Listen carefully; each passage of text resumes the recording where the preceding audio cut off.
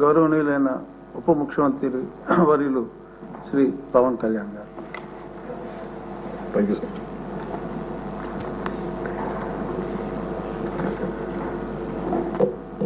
Deputy speaker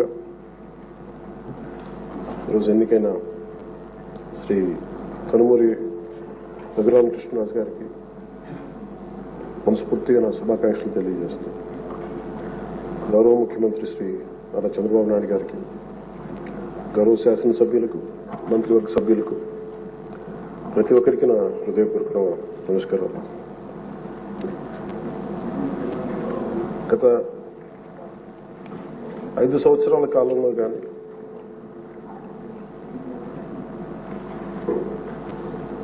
నా political observation కానీ, నేను పాలిటిక్స్ రావడానికి రీజన్ కానీ 7 దశాబ్దాలుగా మన చరిత్ర చదువుకున్న రైట్ ఫ్రమ్ మన ఫ్రీడమ్ ఇండిపెండెన్స్ మూవ్మెంట్ నుంచి చిన్నప్పుడు స్కూల్లో చరిత్ర చదువుకున్నా కానీ చాలా గొప్ప గొప్ప మహానుభావులు ప్రాణత్యాగాలు చేసి పోరాటాలు చేసి ఈ దేశాన్ని నిర్మించారు, ఈ వ్యవస్థలు నిర్మించారు. ఎక్కడా కూడా to deter criminals into politics. దేశమంతా పనిచేసింది క్రిమినలైజేషన్ ఆఫ్ పాలిటిక్స్ ఉండకూడదని. కానీ దురదృష్టవశాత్తు 14లో ఒకసారి రావడానికి ప్రయత్నం చేస్తే అలాంటి వ్యక్తుల సమూహాన్ని నిలువరించాం. 19లో కుదరలేకపోయింది.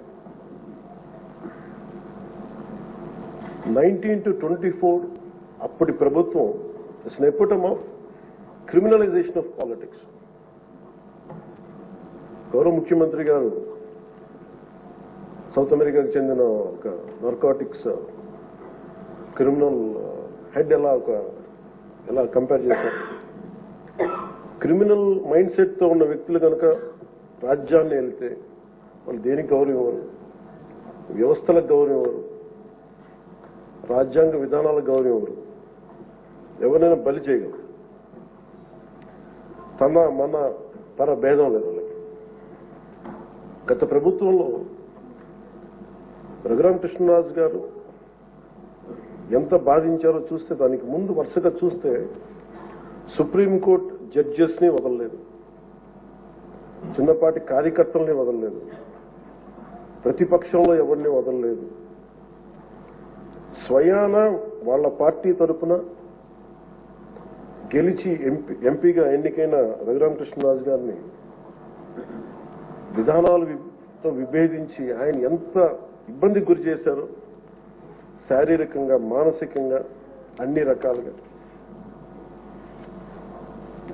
ఒక ఎంపీకి ఒక తీసుకెళ్లి అరెస్ట్ చేస్తారు, ఏదో ఇబ్బంది పెడతారు, అట్లా ఏదో అనుకున్నాం. కానీ ఆయన మీద ఒక 3rd degree మెథడ్స్ వాడటం, బెదిరించడం. ఆ రోజున గౌరవ ముఖ్యమంత్రి కోసం నేను కూడా స్పందించాను. భయం వేసింది మాకు, ఆయనకి ఏం జరుగుతుందో అని. చాలా ఆవేదన కలిగింది. చాలా బలమైన ఇబ్బందులు ఎదుర్కొన్నారు. నాకు నిజంగా ఆ రోజున అనిపించింది, క్రిమినల్స్ కనుక రాజ్యాలు వెళ్తే ఎలా ఉండదు, ఎలా ఎదుర్కోవాలి. సో ఈ ప్రభుత్వం తాలూకు వ్యతిరేక ఓటుని చీలనివ్వకూడదన్న నా ఆకాంక్ష ఈ రోజున మిమ్మల్ని ఈరోజు డిప్యూటీ స్పీకర్ పదవిలో చూస్తుంటే నిజంగా నేను ఆ రోజు నా ఆవేదన, నా ఆక్రోశం ఈరోజు మీ రూపంలో డిప్యూటీ స్పీకర్గా మీరు ఉండటం నాకు నిజంగా చాలా చాలా ఆనందంగా ఉంది. ఇక్కడ మొన్న ఆ రోజు మీరు కూడా ఉన్నారు, మనం సభ ప్రారంభమైనప్పుడు దాదాపు ఇక్కడున్న సభ్యులందరూ కూడా దాదాపు 80% సభ్యులు మన అచ్చెన్నాయుడు గారి దగ్గర నుంచి, మీ దగ్గర నుంచి, చంద్రబాబు నాయుడు గారి దగ్గర నుంచి అందరూ కూడా ఏదో ఒక రకంగా క్షోభ అనుభవించిన వాళ్ళు, బాధలు అనుభవించిన వాళ్ళు, సోషల్ మీడియా అబ్యూస్ ని భరించలేని నాటి 100% అందరూ ఏదో ఒక విధంగా సోషల్ మీడియా అబ్యూస్ అయితే జరిగింది. ఇలాంటి పరిస్థితుల్లో మనందరం కలిసికట్టుగా ఉండి ప్రజాస్వామ్యాన్ని కాపాడినందుకు మనస్ఫూర్తిగా ఈ సభకు నేను మనస్ఫూర్తి ధన్యవాదాలు చెప్పుకోండి మీతో. ఇది భవిష్యత్తులో మీరు ఈ పదవిని అలంకరించారు, మీరు మీకు ఆవేదన ఉంది, మీ కోపం ఉంది, రచ్చబండ కార్యక్రమం ద్వారా మీరు కూడా మాట్లాడాల్సిన అవసరం లేదు. యాక్చువల్లీ మీరు కూడా అలాంటి, మీ దగ్గర మాటకి చాలా బలమైన పదును ఉంటుంది, మీ మాటకి హాస్యం ఉంటుంది, గుడ్ సెన్స్ ఆఫ్ హ్యూమర్ ఉంటుంది మీ దగ్గర. కానీ రచ్చబండ అనే ఒకటి కార్యక్రమం మీరు ప్రారంభించాలి అంటే ఎంత విసిగిపోతే మీరు ప్రారంభిస్తారు, ఎంత నిస్సహాయత ఉంటే ప్రారంభిస్తారు. నేను చాలాసార్లు అనుకుని ఇంత అడ్డగోలుగా క్రిమినలైజేషన్ ఆఫ్ పాలిటిక్స్ జరిగితే ఎవరు రారాలని అనుకునేవాడిని. నేను ఎప్పుడు ఒకటే నమ్మాను, సైంటిఫిక్ మన Newton's third law, for every action there is an equal and opposite reaction అని. అలాగే కర్మ ఎవరిని వదలదని. మిమ్మల్ని ఎవరైతే మీకు అడుగు పెట్టనివ్వం, మీ నియోజకవర్గంలో మిమ్మల్ని అడుగు పెట్టనివ్వం, మిమ్మల్ని అడుగు పెట్టనివ్వం అని చెప్పి ఛాలెంజ్ చేసిన వాళ్ళు ఈరోజు అడుగు పెట్టలేకపోయారు. కర్మ అంత బలంగా ఉంటుంది. 56,777 ఓట్లతోటి దాదాపు 59.80% ఓట్ తోటి గెలిచి మీరు ఎమ్మెల్యేకి వచ్చారు గుండి నియోజకవర్గం. ఈ రోజున వాళ్ళకి వైనాట్ 175 అలా అన్న మాటల దగ్గర నుంచి కానీ ఈ రోజున అడుగు పెట్టడానికి కూడా భయం ఉంది. మిమ్మల్ని ఎదుర్కోవాలంటే భయం. ఎందుకు మనం వ్యవస్థల్ని కాపాడాలి, ఎందుకు రూల్స్ పాటించాలి అంటే మనిషి అధికారం మదం ఎక్కి అహంకారంతో ఉంటే ప్రకృతిలో ఏమీ జరగదు, ఏమి అనుకోవడానికి లేదు. దానికి నిదర్శనమే సభ, దానికి నిదర్శనమే మిమ్మల్ని ఎంత హింసించి మీరు డిప్యూటీ స్పీకర్గా 14 ఏళ్ళు సుదీర్ఘమైన అనుభవం ఉండి ఒక నవ నిర్మాణాన్ని సైబరాబాద్ లాంటి ఒక కొత్త నిర్మాణాన్ని, సిటీని నిర్మించిన ఒక అనుభవజ్ఞులు ఆయన ఇబ్బందులు పాలు చేసి జైల్లో పెట్టి నలిపి, నాకు చాలా భయం ఉండింది. మిమ్మల్ని అరెస్ట్ చేసినప్పుడు మీరు ఎట్లా వస్తారో బయటకు, అంత భయం ఎలా ఉండిందో. గౌరవ ముఖ్యమంత్రి గారిని ఆ రోజున అరెస్ట్ చేసినప్పుడు నాకు చాలా ఆవేదన ఉండింది. ఏం జరుగుతుందో లోపల, ఏం చేస్తారు. ఒక ఎంపీగా మిమ్మల్ని ఇలా చేయగలిగినప్పుడు ఆయన్ని కూర్చోబెట్టి రాష్ట్రంలో ఏమేం చేస్తారన్నది నిజంగా ఆవేదన. అది ఆ రోజు తగులుకు నాకు అనిపించింది. ఈ రోజున అందరం బయటకు వచ్చి నిలబడ్డాం. దేనికి? ఇది ఒక చంద్రబాబు గారి కోసం, మీకోసం కదా, ప్రజాస్వామ్యాన్ని నిలబెట్టాలని. ప్రజాస్వామ్యం it should be eternal vigilance. మనకి ఎటర్నల్ అంటే నిరంతర పహారా లేకపోతే మనకి సరిహద్దుల్లో మన హద్దుల్ని ఎలా కాపాడుకో నిరంతర పహారా అవసరము. ప్రజాస్వామ్యాన్ని కాపాడుకోవడానికి నిరంతర పహార అవసరం. అందుకని మేమందరం eternal vigilance is essential for democracy. మేమందరం బయటకు వచ్చి ప్రజాస్వామ్యాన్ని కాపాడుకోవడానికి మనందరం పడ్డ తపన ఈ రోజున ఈ సభ నిలువెత్తు నిదర్శనం. మీరు ఖచ్చితంగా మీరు సభా గౌరవాన్ని నిలబెట్టాలని మనస్ఫూర్తి. మీ విట్టు కోల్పోకండి, మీ సెన్స్ ఆఫ్ హ్యూమర్ కోల్పోకండి. ఎందుకంటే మీరుంటేనే లైవ్లీగా ఉండి, మీరుంటే అన్ని నవ్వులు పువ్వులు ఉన్నాయి చూడండి. ఆనందాన్ని తీయక అట్ ద సేమ్ టైం మేము కోరుకునేది కూడా ఆ ప్రజాస్వామ్యం తాలూకా విలువల్ని, ఆ భాషని కాపాడు. సభల్లో భాష దిగజారిపోతే అది రోడ్ల మీదకి వెళ్ళిపోతుంది ఈరోజు. అంటే ఎవరు ఏం మాట్లాడుతున్నారో ఇష్టం వచ్చినట్టు మాట్లాడి, బూతులు తిట్టి, మేము ఇళ్లలోకి వచ్చి మీ ఇంట్లో మీ ఆడపడుచుని రేపులు చేస్తాం, మీ పిల్లల్ని ఎలా అంటాం. అడ్డగోలు ఈరోజు ఇంతమంది మాట్లాడుతున్నారంటే దానికి చట్టసభల్లో నుంచే ఆ కదలిక మొదలు. ఆ హుందాతనం పోయింది సభలో. తిరిగి మీరు డిప్యూటీ స్పీకర్గా, అయ్యన్న పాత్రుడు గారు స్పీకర్గా ఆ హుందాతనాన్ని మీరు తిరిగి తీసుకురావాలి.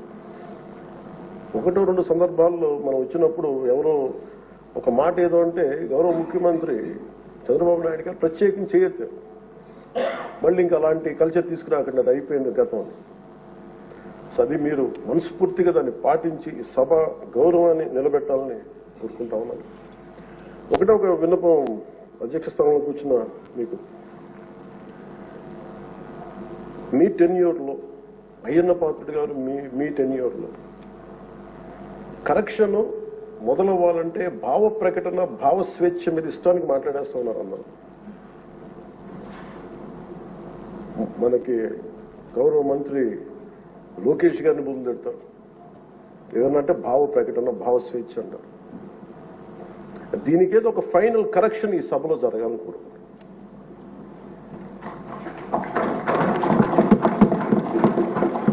అంటే ప్రజలు నోరెత్తి ప్రకటన జరగాలి. డిసెంట్ ప్రజాస్వామ్యంలో dissent in democracy is very essential. కానీ అది ఎట్లా ఉండాలి అనేది దాని తాలూకు విధి విధానాలు మనం ఇక్కడి నుంచే మొదలు పెట్టాలి. అది మీ ఆధ్వర్యంలో మొదలవ్వాలి నేను కోరుకుంటున్నాను. నేను కీలకంగా కోరుకుంటుంది ఈ రోజున మీ తరఫున గౌరవ ముఖ్యమంత్రి గారు కూడా తెలియజేస్తా ఉన్నాను. Social media abuse protection bill అత్యంత తక్కువ సమయంలో రావాలి, బాగా చర్చ జరగాలి. మీరు డిప్యూటీ స్పీకర్ హోదాలో ఉండి, అయ్యన్న పాత్రుడు గారు స్పీకర్ హోదాలో ఉండి, మీ టెన్యూర్లో social media abuse protection bill రావాలి. మన హోంమంత్రి గారిని వదలలేదు, అనిత గారిని, ఇంట్లో ఉన్న ఆడవాళ్ళని వదలట్లేదు. అంటే ఒక సైకలాజికల్ అబ్యూస్, ఒక పాశవికంగా తయారయ్యారు, సేడిస్టిక్ గా తయారయ్యారు. దీని మీద మనందరం ఇర్రెస్పెక్ట్ ఆఫ్ డిఫరెన్స్ ఆఫ్ ఒపీనియన్, విభిన్నమైన పొలిటికల్ పార్టీలు అయినొచ్చేమో కానీ ప్రజాస్వామ్యాన్ని కాపాడటం కోసం Andhra Pradesh should lead by example introducing social media abuse protection bills. ఎందుకు చెప్తున్నానంటే మీలాంటి వ్యక్తిని, మీరు మెంబర్ ఆఫ్ పార్లమెంట్ అయ్యండి, మిమ్మల్ని ఇంత ఇబ్బంది గురి చేస్తే ఇంకా సగటు మనిషి పరిస్థితి ఆలోచించుకోండి. 3 ఏళ్ల బిడ్డలు, 5 ఏళ్ల బిడ్డలు కూడా రేప్ చేస్తున్నారు, క్రిమినల్స్ అంతా చెలరేగిపోతున్నారు అంటానికి కారణం ఈ చట్టసభలు ఇష్టారాజ్యంగా మాట్లాడి దానికి ఒక క్రిమినల్ నక్సెస్ లాగా ఇందాక ఎస్కోబార్ ఒక డ్రగ్ కార్టెల్ స్టార్ట్ చేస్తే వీళ్ళ క్రిమినల్ ఎంపైర్ని గార్డ్ చేసుకోవడానికి ఒక సోషల్ మీడియా ఒక అబ్యూసివ్ కార్టెల్ స్టార్ట్ చేసి ప్రజల్ని భయభ్రాంతులను చేసి అందరినీ భయపెట్టేసి కంట్రోల్ చేయడం, నియంత్రించడం. మాకు ఎదురు తిరిగితే మనకి కృష్ణరాజు గారు లాగా మమ్మల్ని జైల్లో పెట్టేస్తాం, ఇలా 3rd డిగ్రీ మెథడ్స్ వాడతాం. ఒక ఎంపీకి ఇలా ఉన్నప్పుడు అలా భయభ్రాంతులు చేయడం, ఒక ముఖ్యమంత్రి స్థాయిలో ఉన్న వ్యక్తిని గతంలో 3 సార్లు చేసిన వ్యక్తిని జైల్లో పెట్టేస్తాం, దాడులు చేస్తాం. ఈ మైండ్ సెట్ మారాలి అంటే ఈ సభ ప్రజలు మనకి చాలా బలమైన ఇచ్చారు. వాళ్ళని 11 మళ్ళీ 164లో పెట్టారంటే ప్రజలకు మన మీద అపారమైన నమ్మకం. ఏదో మార్పు తెస్తారు. అభివృద్ధి, డెవలప్మెంట్ తో పాటు వాళ్ళు కోరుకుంటుంది స్వేచ్ఛ వాయువులు పీల్చాలి, భయపడకూడదు. మీరు వస్తే చూడండి, నవ్వులు పువ్వులు విరుస్తున్నాయి ఇక్కడ. ఇదే అట్మాస్ఫియర్, ఇదే వాతావరణం రాష్ట్రం అంతా ఉండాలని మనస్ఫూర్తిగా కోరుకుంటాం. మనం ఎంత ఆనందంగా నవ్వుకుంటాం. మనం సీరియస్ ఇష్యూస్ మాట్లాడుతున్నాం, మనకి వ్యతిరేకమైన విభేదాలు ఉంటాయి, అభిప్రాయ భేదాలు ఉంటాయి, ఒకటి సాధించుకోవడానికి భిన్నమైన అభిప్రాయాలు వస్తాయి. కానీ ఇదంతా కూడా చాలా సుహృద్భావ వాతావరణంలో జరగాలని నేను మనస్ఫూర్తిగా కోరుకుంటున్నాను. సో మారు మీరు పడ్డ వేదన, మీరు చేసిన పోరాటం, సినిమాల్లో హీరోలు, నేను కూడా చేస్తాను కాబట్టి చెప్తున్నాను, దెబ్బలకి నటించడం చాలా కష్టం. దెబ్బ పడితే వేరుగా ఉండదు. కానీ మీరు నిజ జీవితంలో దెబ్బలు తిన్నారు. ఎంత శక్తి కావాలి, ఎంత పోరాట పటిమ కావాలి, ఎంత శౌర్యం ఉండాలి, ఎంత ధీరత్వం ఉండాలి మీకు. ప్రభుత్వం వస్తో లేదో తెలియదు, మళ్ళీ వాళ్ళే రావచ్చు, కానీ తట్టుకొని మీరు నిలబడ్డారు చూసారా, దానికి మీకు హ్యాట్స్ ఆఫ్ సార్. వండర్ఫుల్. మీరు ఎలా నిలదొక్కున్నారో, మీరు ఎలా ధైర్యంగా ఉన్నారో అది రాష్ట్రం అందరికీ మమ్మల్ని కోరుకుంటున్నాం. మీదేది కోల్పోకండి. మీ సెన్స్ ఆఫ్ హ్యూమర్ మటుకు 80% కోల్పోకండి.